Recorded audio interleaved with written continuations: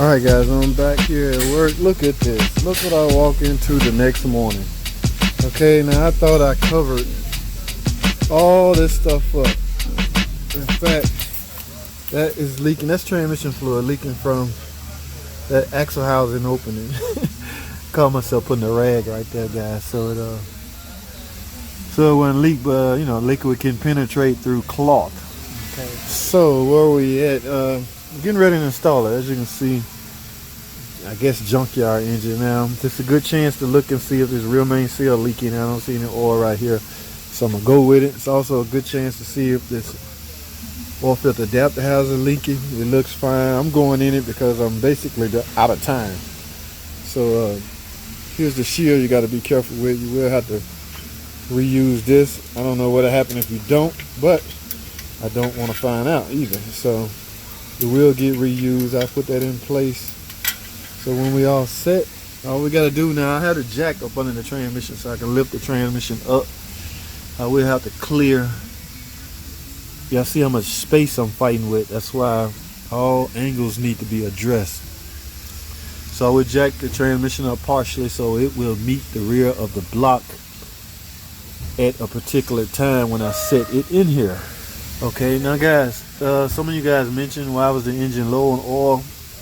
Y'all see how that oil right here? What that tells me is, well, the engine is down on the other end, but it's likely the oil filter adapter housing was leaking. Did it leak all the oil out and cause the engine to run without oil in it? Very highly possible. Like I said earlier, a lot of guys are complaining about why is there no type of sensor or leveling device that will alert the driver that the engine have any oil in it. And you know what's crazy, guys? This is an older gentleman, so you know he may not be aware of technology and things like that. So I don't know, it's hard to speculate, but that looks like oil. That could have been very well where all the oil leaked out to. So guys, but I have to get this engine in, okay, so I can't waste that much more time. So it's hard for me to film this stuff. I know a lot of you guys want to see this, like to see this type of stuff, but I'm in no position to film right now. So I'm gonna get you as much as I can, so stay with me, don't go anywhere. I will be right back.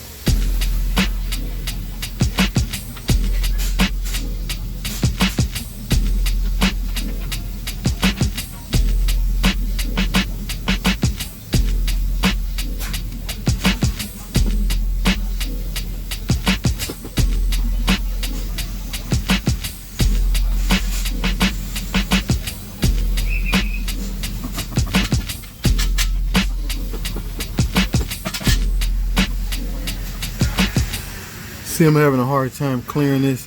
Now coming out, I had the water pump off, but I really want to use the water pump on this engine, so I don't want to ruin it.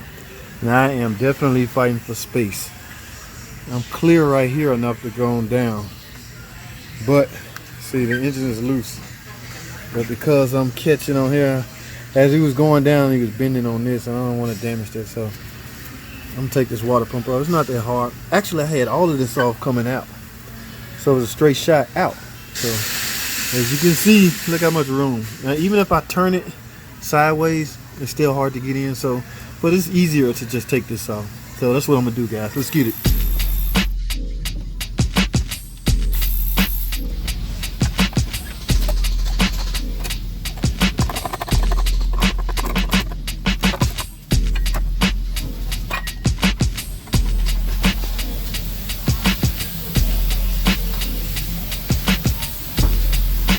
There you go, guys. See, all you have to do is, sometimes you may have to remove certain things to make your life simpler. Don't let nobody tell you, oh, you didn't have to do that. If it makes your life easier and simpler, remove it. Okay, so I'm dropping in now, baby. Whew.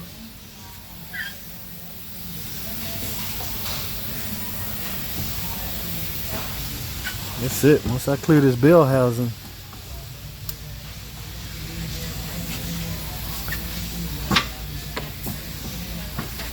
really should have a helper, guys, but just in case you're in a position you don't, do what you got to do.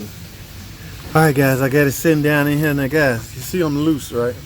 I'm not attached to the transmission. First thing you want to do, guys, is get at least one bell housing bolt connected. Once you get one in the hole, guys, it is easy peasy from there. Okay, and the easiest one I can get to right now is this one right here. Okay, so basically what I got to do is start this thread in this hole. Can y'all see the hole right there? There's a hole right there. So if I can get that in there, you might have to let it down just a little bit, but once I get that, easy peasy, baby. I'm telling you. Okay, let's get it, man. All right, guys, y'all see that? Y'all can see I got one started. That's all you need. The reason I'm saying that's all you need, because you need to pull the transmission up until at least connect to the dowel pins. As you can see down there, I'm nowhere near connected, but at least you can pull it up, and from there you can basically let the jack down so the angle will become right, so it'll fall like that. See, it just fell down to the bottom end of the guide, but because you connect it right there, you good. So now just tighten this.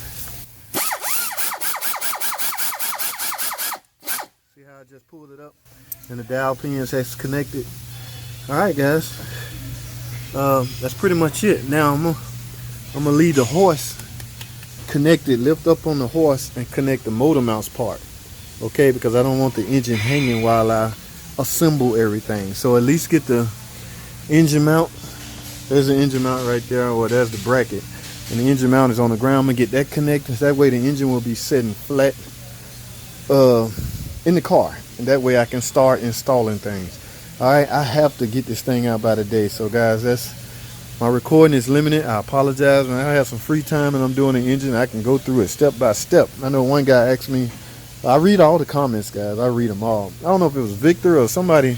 One of the cats asked me try to record it step by step. Lord knows I wish I could. If I could do that and had my own shop and had time, I would have the proper lights set up, a light right here, a light right here, and a light over the hood, and it would be professionally recorded. But yeah, unfortunately I can't do it in this place. So as time go on, guys, I will be able to do such things, but bear with me as far as those real in-depth videos. Okay, right now I'm rushing through this because a customer wants his car, and y'all can understand. Okay, guys, let me finish putting this engine together, man. I appreciate y'all watching, but stay tuned, stay with me, don't go anywhere. I will be right back. Alright, guys, as you can see, I'm wrapping it up. I got the engine in, put the plenum and everything on. All I'm doing now, guys, is topping off the fluid. Make sure you go back in with, I did drain whatever little oil that was in the engine out. As you can see, I'm topping off the coolant while bleeding it at the same time. This is a bleeder funnel, and of course use the bleeder screw. I did change the oil, brand new filter. Okay, and going in with new oil, and I'm about to get ready to fire this up, guys. So I don't know, I guess we'll find out together, because I don't know the condition of this engine.